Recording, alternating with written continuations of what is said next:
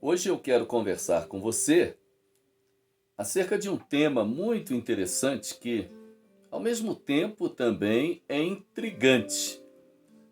Romanos capítulo 1, versículos de 21 a 25, nós vamos falar hoje sobre o cuidado com a autoidolatria. Romanos 1, de 21 a 25, diz assim: Porquanto, tendo conhecimento de Deus, não glorificaram como Deus, nem lhe deram graças. Antes, se tornaram nulos em seus próprios raciocínios, obscurecendo-lhes o coração insensato. Incalcando-se por sábios, tornaram-se loucos e mudaram a glória de Deus, incorruptível, em semelhança da imagem de homem corruptível, bem como de aves, quadrúpedes e répteis. Por isso Deus entregou tais homens à imundícia pelas concupiscências de seu próprio coração, para demonstrarem e desonrarem o seu corpo entre si, pois eles mudaram a verdade de Deus em mentira, adorando e servindo a criatura em lugar do Criador, o qual é bendito eternamente. Amém. Paulo diz que eles afirmam que ser sábios, na verdade, são tolos. Suas expectações, seus raciocínios. A idolatria, então, é um dos frutos da queda do ser humano quando este pecou. A essência da idolatria é substituir Deus e a vontade de Deus por qualquer outra coisa. Fomos criados para adorar ao Deus vivo. Os textos bíblicos nos dão conta da idolatria e tocam em questões relacionadas ao assunto após a queda. Podemos não estar ajoelhados diante de alguma imagem, mas pode ser que estejamos praticando a idolatria. Idolatrar é adorar qualquer tipo de imagem ou imagens sagradas presentes nas várias religiões existentes no mundo e adorar a imagem de si mesmo. A idolatria pode envolver também coisas abstratas, não palpáveis, como esculturas e obras de artes, ideias, filmes, músicas, modo de vida. Algumas religiões afirmam que as imagens mantidas em suas catedrais, igrejas e templos são ídolos de fato, não para serem adorados, mas são suportes para inspirar e elevar as pessoas com dificuldades espirituais de se comunicar com o Deus que creem. A Bíblia nos ensina qual o sentido real da idolatria. O que a Bíblia fala sobre isso? Essas e outras questões devem ser respondidas não por ideias ou por filosofia, mas à luz da palavra de Deus. Portanto, cuidado com a autoidolatria, porque no versículo 25 nós percebemos Paulo escrevendo que as pessoas que se auto-idolatram mudam a verdade de Deus em mentira. Satanás no Éden, por exemplo, eles fizeram isso. Adão e Eva ali estavam, e o inimigo então vem com uma proposta muito indecente, perspicaz, em dizer para Adão e Eva as palavras muito parecidas com o que Deus havia dito. E ele então pergunta: o que Deus disse a você, Eva? E Eva então responde: o dia que eu comer do fruto, certamente morrerei. E o inimigo vai dizer: não foi bem assim, não. Olha, Deus disse que certamente não morrerás. Ele trocou em pequenas palavras um grande sentido. Eva pecou, falhou, quando ela acreditou nas palavras de Satanás e não quis crer na palavra de Deus, não guardou a palavra de Deus. O salmista Davi, no versículo 11 do Salmo 119, ele nos ensina o segredo de combater o inimigo guardando a palavra no coração. Ele diz: escondi a tua palavra no meu coração para eu não pecar contra ti. Qual foi o engano de Eva? Satanás disse: olha, o dia que vocês comerem do fruto do bem e do mal, vocês serão semelhantes a Deus. Ora, nessa autoidolatria que ele aguça em Eva, Eva imediatamente já pensou: opa, vou comer e vou ficar igual a Deus, ou semelhante, muito próximo, bem parecido, serei então muito poderosa. E Eva, então, ao comer do fruto, ela agora tenta e engana a Adão, seu marido, e o leva a pecar tanto quanto. E agora ambos, pegos no pecado, vão tentar, então, enganar a Deus, persuadir a Deus, colocando a culpa em Deus e dizendo: olha, a culpa é sua, ninguém mandou você criar a serpente. Por quê? A serpente que tu criaste foi ela que me deu de comer. Adão também vai dizer a mesma coisa: olha, a mulher que tu me deste, ela que me fez comer. Ou seja, o pecado transfere culpa. Ninguém quer assumir a culpa do pecado, né? E com isso, cuidado com a autoidolatria. Muitas das vezes você torna a verdade de Deus em mentira, como Satanás fez, como Adão e Eva fizeram depois de terem pecado, na tentativa de ficar enganando a Deus, transferindo culpa, e no final acaba que o culpado era Deus. Ninguém mandou ele ter criado a serpente como o mais astuto do jardim, o animal mais esperto. Ninguém mandou ter criado Eva, que nada. Deus viu que Adão estava só e que ele precisava de uma companheira. E Deus então solucionou o seu problema de solidão, lhe dando Eva como solução para a sua vida. Na verdade, o que Satanás plantou no coração então do ser humano é a ideia de que ele pode destronar Deus. Está no versículo 21 do texto lido de Romanos 1, quando eles tentam de todo tipo, destronar a Deus. Paulo diz que eles afirmam ser sábios, mas na verdade são tolos, as suas especulações, os raciocínios, a tentativa de trazer uma palavra muito mais poderosa, humana, né? É interessante como o ser humano ele fica tentando dar uma palavra para Deus. E alguns até leem a Bíblia assim: não, olha, eu entendo que Deus não está dizendo assim, não. Eu acho que é assim. Já viu a teologia do achismo? Não, eu não vejo assim, não. Eu acho que é desse jeito. Então eles vivem na ilusão de ser igual a Deus, de colocar Deus no mesmo pé de igualdade, né? Ah, eu acho que Deus não pensa isso de mim. Ou eu acho que Deus não vai fazer isso, né? Na verdade, criam um Deus para si mesmo, como Paulo fala no capítulo 1, de que as pessoas são amantes de si mesmo, ou seja, criam seus próprios deuses. É interessante que a palavra traduzida por nulos nessa passagem significa fútil, ou seja, destituído de uma verdadeira sabedoria, ou seja, são ideias fúteis que conduzem o ser humano a um caminho errado e que ele tem plena convicção que está certo. E não adianta tentar mudar, que não vai mudar. Ou seja, Paulo literalmente está dizendo que ao observar a criação, na tentativa de determinar por conta própria o que estão observando e a razão por que aquilo está sendo observado, faz com que o ser humano crie o seu próprio Deus e então começam a dar formas imaginárias a um Deus que criaram para si mesmo.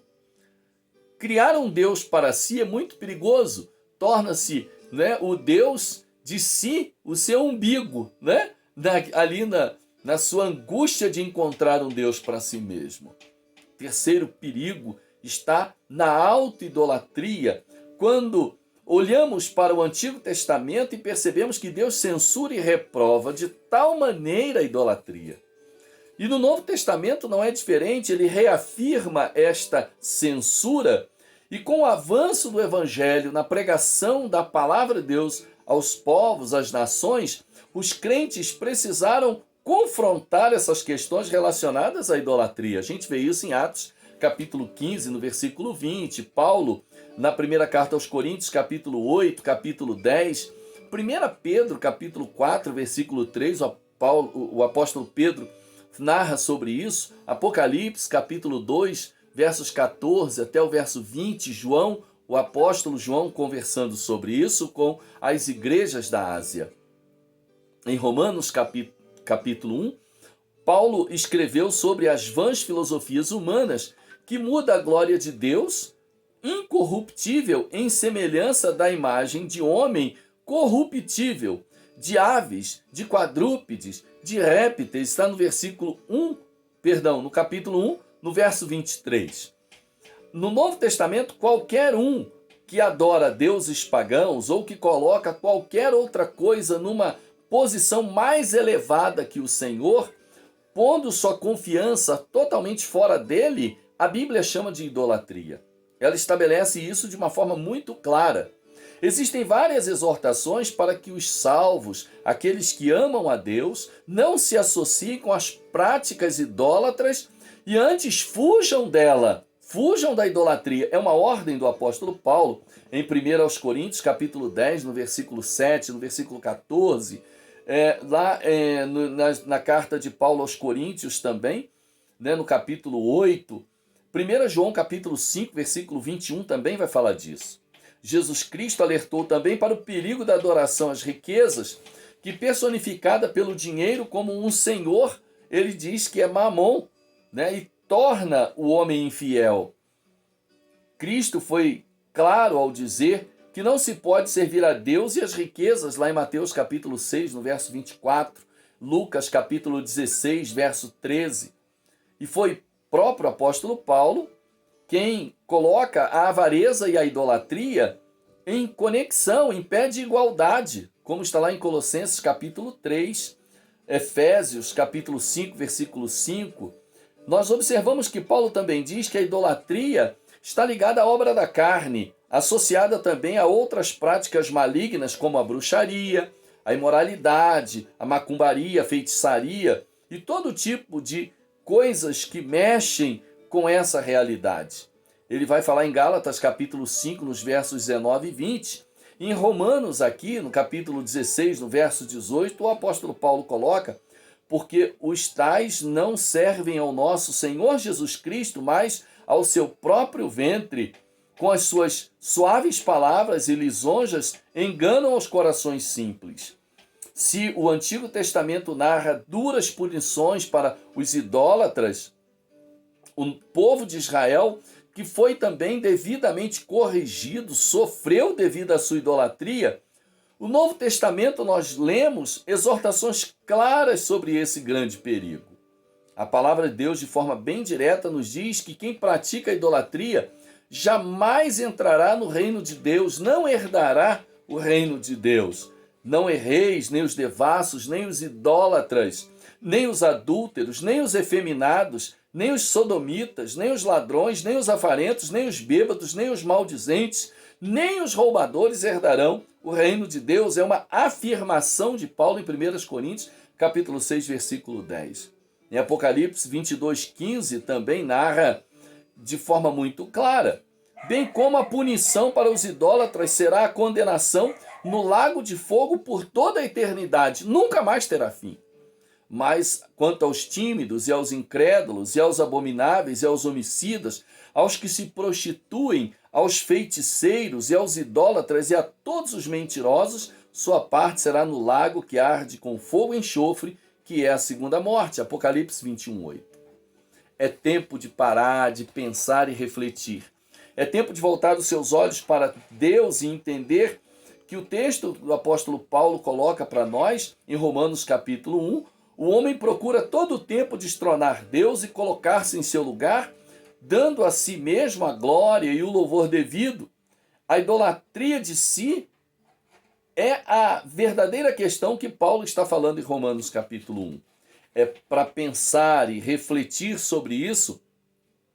A ênfase no ensino de Jesus está no amor ao próximo e não em amar a si mesmo, porque amar a si mesmo você já ama. É disso que Jesus está falando quando ele está lá em Lucas capítulo 10, de 30 a 37, ele está dando uma resposta ao homem com a parábola do bom samaritano. Ele está botando a ênfase no amor ao próximo, não no sentido de que é a questão de ter que amar a si mesmo para que se possa amar ao próximo. Amar a si mesmo você já se ama.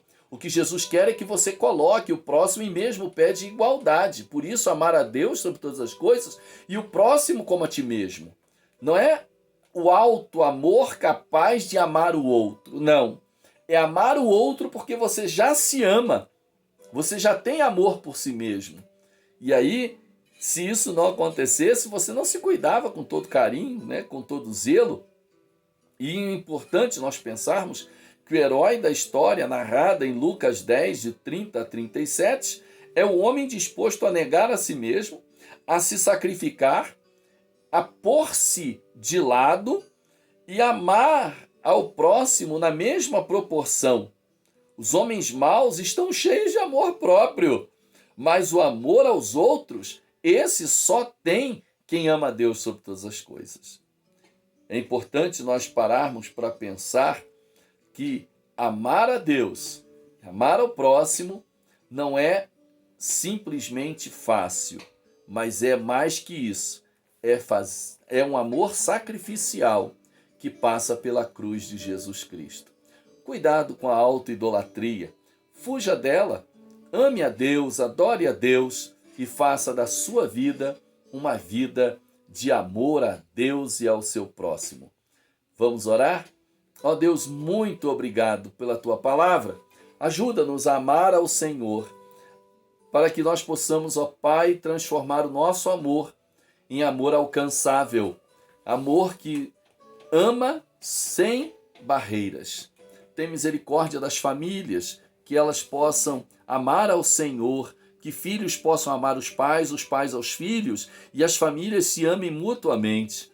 Ó Deus, abençoe poderosamente as pessoas que ainda não conhecem a Jesus como Salvador, que elas fujam da idolatria de si mesmo, da idolatria de ídolos que foram muitas das vezes até ensinados e eles aprenderam por uma tradição, mas que possam amar ao Senhor pela tua palavra, pelas escrituras e por um encontro com Jesus Cristo real e verdadeiro, um encontro de conversão. Tem misericórdia das nossas vidas e nos ajude a viver nesse mundo de tal maneira que agrade ao Senhor e que o nosso eu seja crucificado a cada dia, que nós morramos e que o Senhor cresça e nós venhamos a diminuir a cada dia. É nossa oração em nome de Jesus. Amém. Que Deus te abençoe. Se você gostou da mensagem, não esqueça, vá lá e se inscreva no nosso canal para que nós possamos então continuar trazendo mensagens edificantes à sua vida, e você também pode compartilhar essa mensagem com tantas quantas pessoas você desejar, porque o nosso intuito é alcançar muitos corações para edificar os salvos e evangelizar aqueles que ainda não têm Jesus como seu Salvador. Muito obrigado, que Deus te abençoe.